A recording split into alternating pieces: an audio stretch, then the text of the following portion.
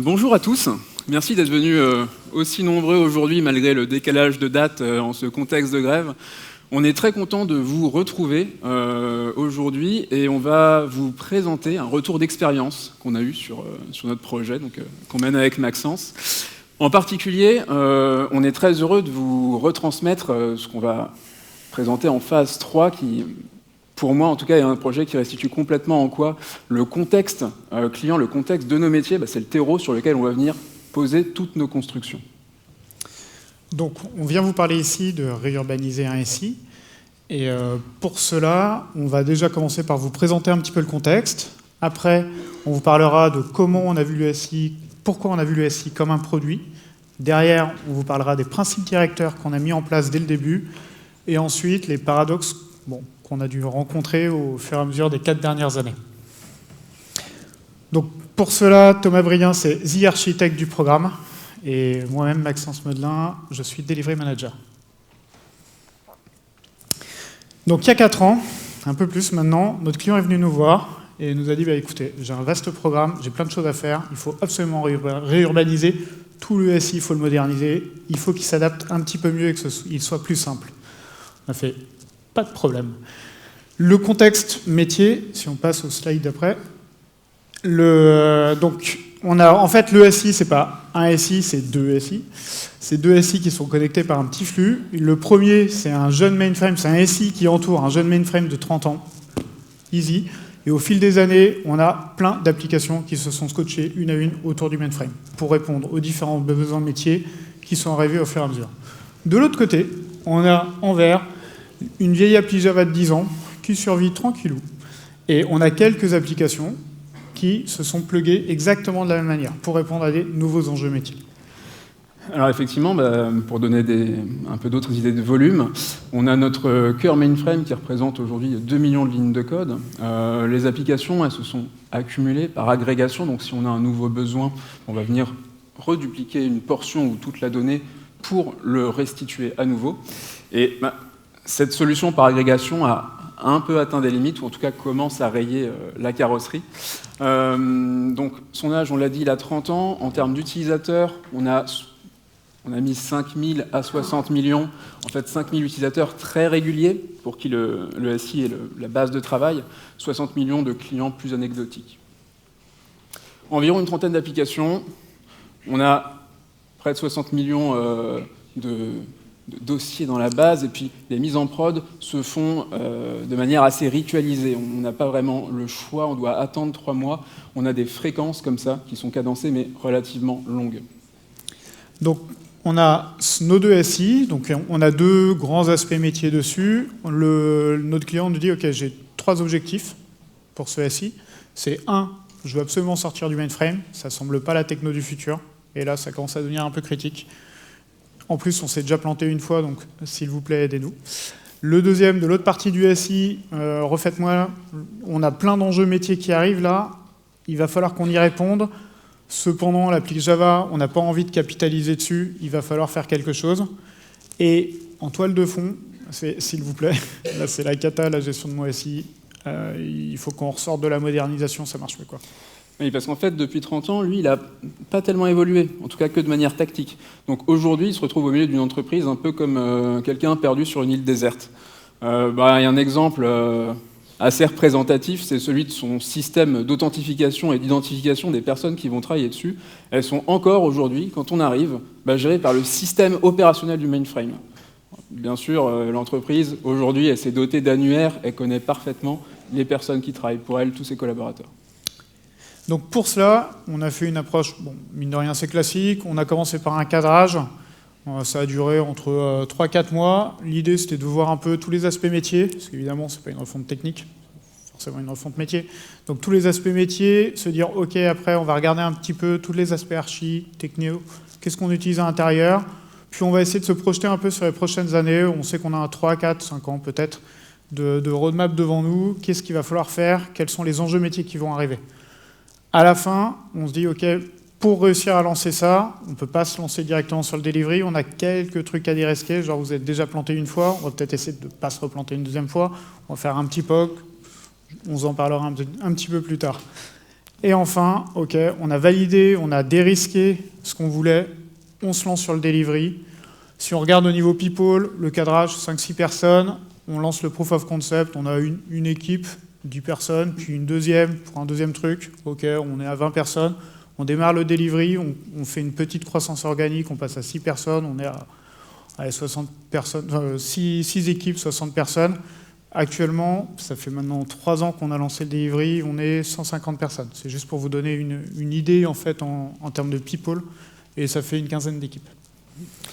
Et sur ce volume, rassurez-vous, on n'a pas un unique cadrage initial. En fait, tous ces cycles-là, sur le gros delivery, tambour battant, ils vont revenir très régulièrement.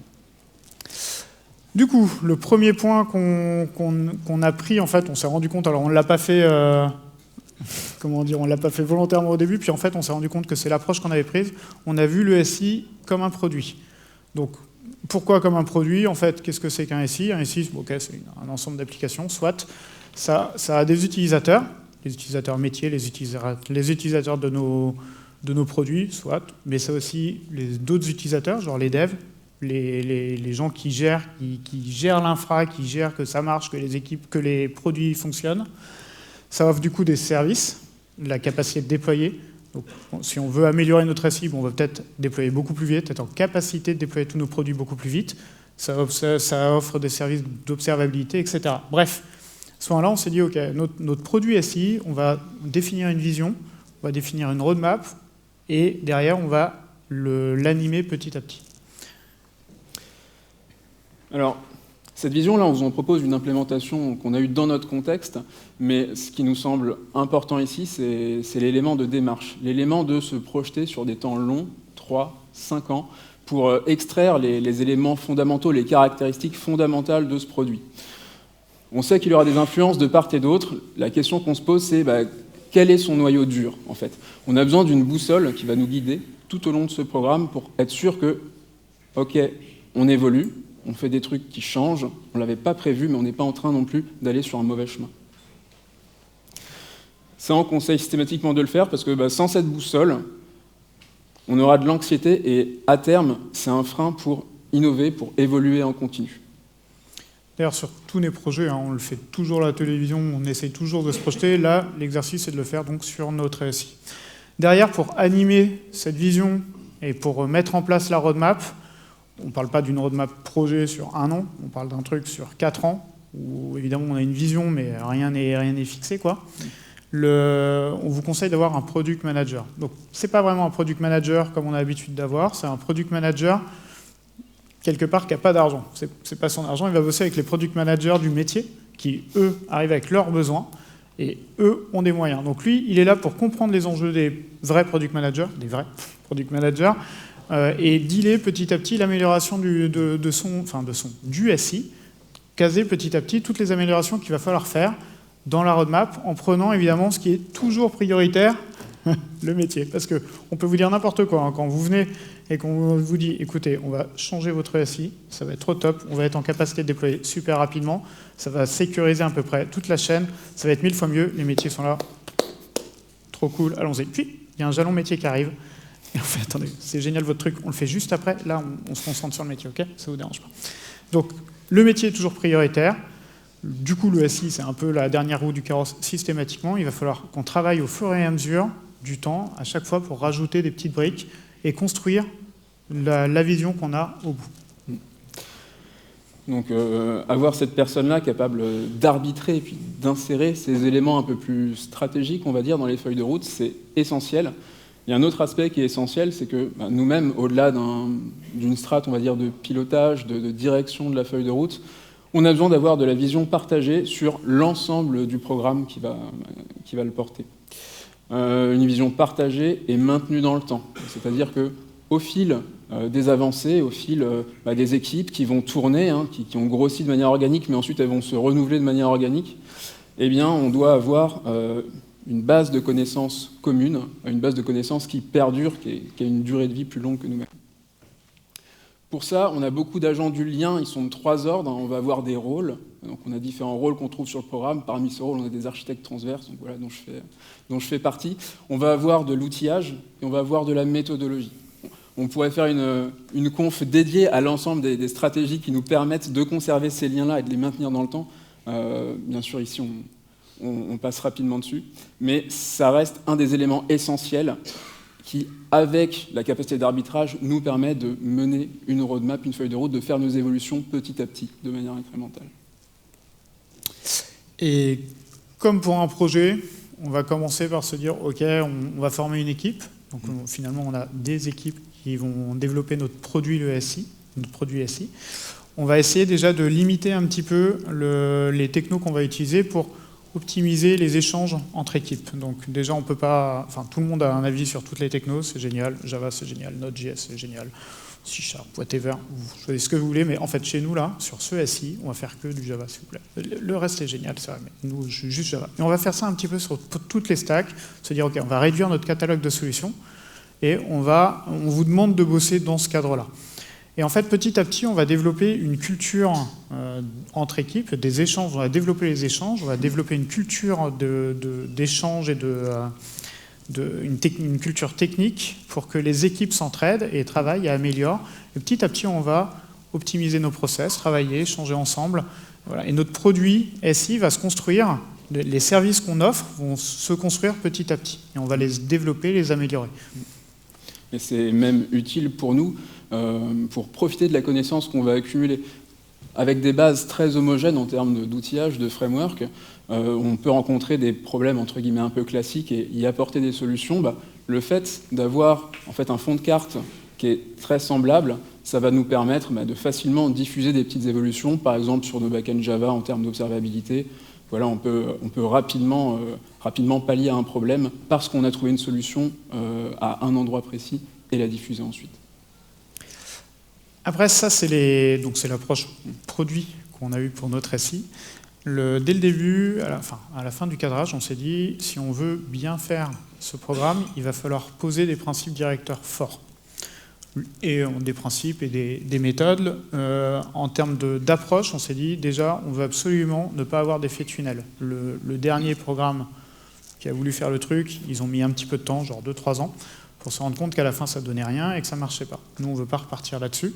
On veut partir en prod le plus rapidement possible, même avec des projets qui durent très longtemps. Donc, on va essayer de poser des principes qui nous permettent de faire ça. Ouais. Ce principe d'avoir un effet tunnel inexistant, au moins minimal, il va se retranscrire sur les deux grandes têtes de notre SI, donc à la fois la partie rouge à droite et la partie verte de gauche. Il va se retranscrire en étant traduit en fonction des contextes métiers qui sont distincts.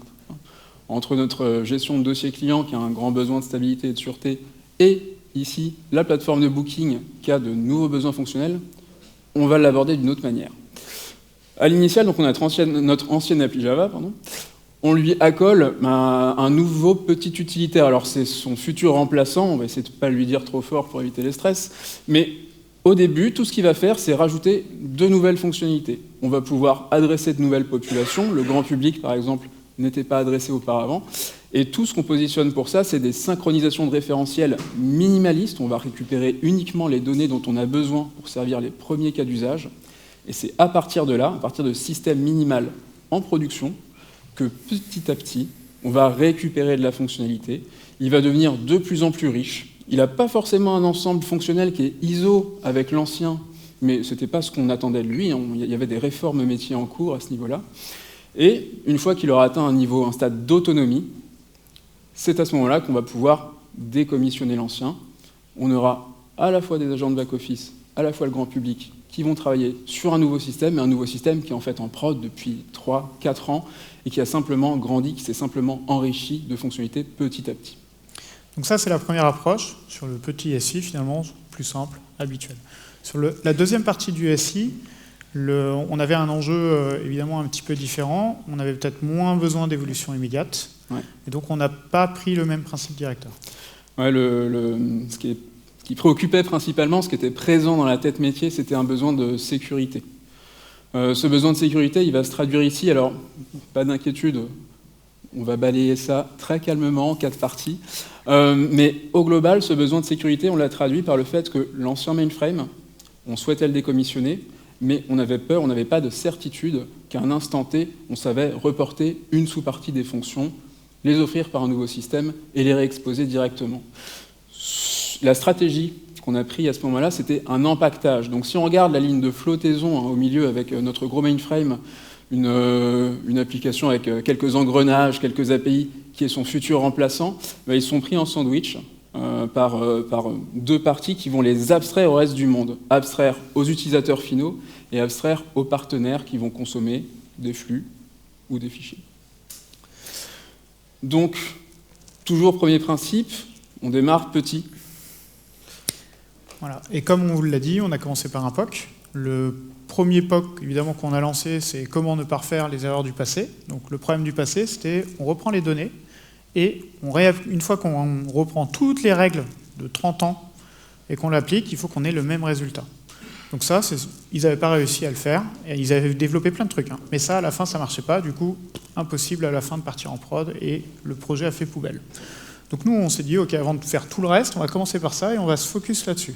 Donc c'est un POC au sens client du terme. On va tester quelque chose, mais en fait, c'est la première brique du SI qu'on a développée. Dès le début, on le savait, c'est pas un POC jetable, c'est un truc, on le développe, on développe un truc carré qui marche, on suit son évolution.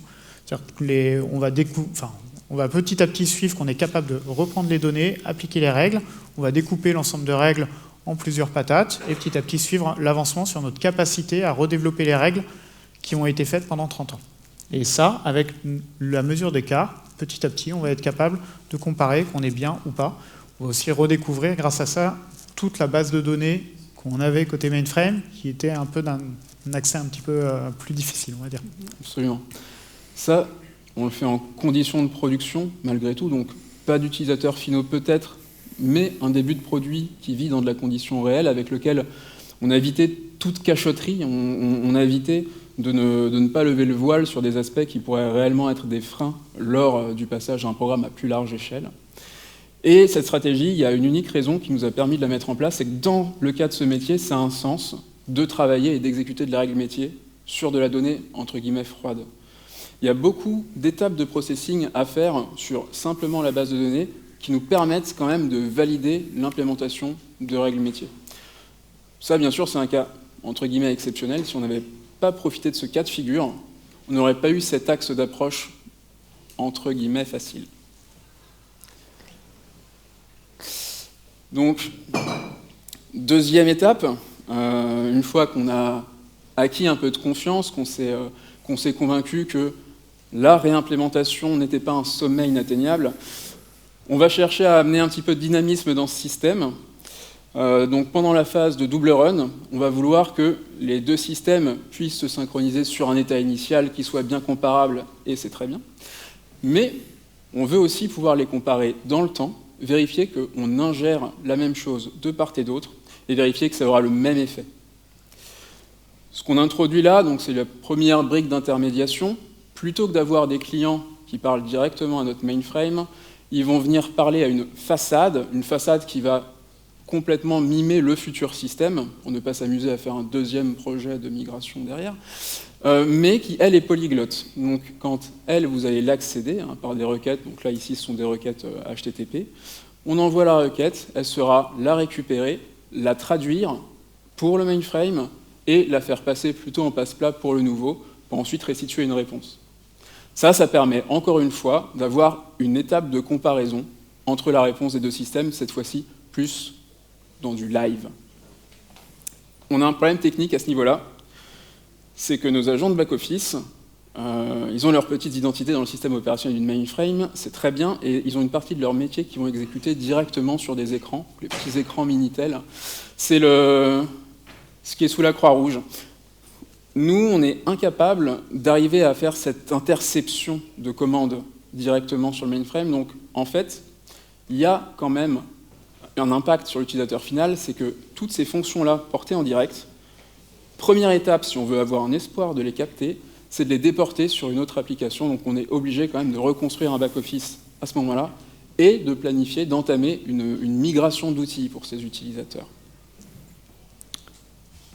Du coup, même principe au niveau du fichier. On a plein de partenaires qui interagissent avec le mainframe à travers des fichiers. OK, on va mettre un proxy Y fichier, un PIF. juste avant et qui va balancer en entrée les mêmes fichiers et de l'autre côté va comparer les sorties générées par les systèmes. Dernier principe, pour réussir à comparer en fait, et à redévelopper le système et à le comparer sur le juste après, on a acté quelque chose, un principe assez fort avec le métier, c'est qu'il n'y aura pas d'évolution métier pendant la durée du projet sur le mainframe. C'est impossible, on ne peut pas systématiquement courir au niveau des développements après l'ancien système. Donc ça, c'est un freeze très fort, c'est assez contraignant, mais ils étaient suffisamment dans la merde pour dire oui. Par contre, évidemment, côté back-office, le métier bouge un peu plus, on ne pouvait pas freezer tous les développements et on court un petit peu plus, mais ça va. On a limité un petit peu, on est toujours en train de négocier systématiquement dès qu'il y a une évol pour éviter qu'ils la mettent en place. Absolument, parce que des évolutions, bien, on en a déjà d'ordre technique, parce que finalement, ce serait un peu magique de prétendre qu'il n'y a aucune évolution sur les systèmes legacy, il y en a. Pour placer ces briques d'intermédiation, il y a certains services de contact qui ont dû légèrement évoluer. Donc il y a ces évolutions techniques. Le back-office, il doit évidemment évoluer pour se réaiguiller vers la brique d'intermédiation. Donc tous ces systèmes, ils ont déjà ces contacts-là, ils ont déjà ces adhérences. Si en plus on se rajoute des évolutions métiers avec un impact complètement distribué, ça commence à coûter très cher. On pourrait faire le parallèle avec des sujets d'adhérence malvenus qu'on a vu ce matin avec Grégor, par exemple. Et enfin, les paradoxes. Donc, on avait tous ces principes directeurs qui nous ont aidés en continu, qui continuent de nous aider. Ils sont malheureusement pas suffisants. On a parfois déchanté, on a parfois dû faire évoluer notre réalité. C'était pas ce qu'on s'était figuré à l'initial, mais aujourd'hui, c'est des éléments qu'on a appris à accepter chez nous. Donc le premier, le plus évident, alors Thomas et moi on est convaincus, avec toi aussi, que ce type de projet on peut le réaliser en avril, en agile, ce sera mieux qu'en avril. C'est le décalage. Du coup, avoir une approche lean du sujet et petit à petit le développer itérativement en agile. Et en même temps, on a défini notre roadmap avec des projets à l'intérieur lourds qui durent 3 à 4 ans, une refonte donc sur 4 ans. Et à chaque fois, on est en train de parler d'une réurbanisation du SI. Donc, au-delà des projets en eux-mêmes qu'on pourrait faire en agile, on est toujours en train de se dire, OK, je rappelle, on profite des améliorations métiers pour pouvoir améliorer notre SI. OK, on a fait une approche lean, on fait notre projet le plus court possible pour essayer de tenir les jalons métiers, parce qu'il fallait toujours le faire pour hier. Et dedans, il va falloir qu'on redéveloppe par exemple la brique d'authentification. Génial, la brique d'authentification, attendez, on ne va pas en faire 15 sur le programme, on en fait une, tous les autres produits vont se reconnecter à ça. Ok, on commence par sortir la brique d'authentification, en créer une, et je vous rappelle qu'il va falloir que les autres se connectent dessus. D'accord, mais ce n'est pas notre priorité. En fait, on est toujours en train de gérer entre faire immédiatement ce qu'il faut et en même temps se projeter dans le futur. Donc, réurbaniser un SI, c'est aussi créer du stock de temps en temps, en se disant ce stock va servir après parce qu'on a la vision de ce qu'il faut faire. Alors je ne vous cache pas que de temps en temps on s'est planté ce côté stock, on a créé du stock pour rien, mais voilà, il faut qu'on essaye d'avoir une approche lean et malgré tout, tout en sachant ça, on fait quand même du stock un petit peu devant. Pareil, quand ils nous ont présenté il y a 4 ans leur SI, on leur a fait attendez, c'est ça votre SI ? Voilà. C'est normal, enfin, c'est un foutoir, mais regardez, de toute façon, votre conway oblige, votre archi ressemble à votre orga. Au truc qui est divisé en deux, l'orga est divisé en deux, le SI est divisé en deux, et l'intérieur, je ne vous en parle pas.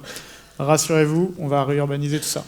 Là-dessus, on lance le delivery, tout va bien, 6 équipes, 8 équipes, 10 équipes, là, ça commence à couiner. Il y a une équipe du bout du train, en train safe, excusez-moi, qui commence à se demander pourquoi elle a la démo de l'autre train, parce que franchement, elle n'en a rien à faire.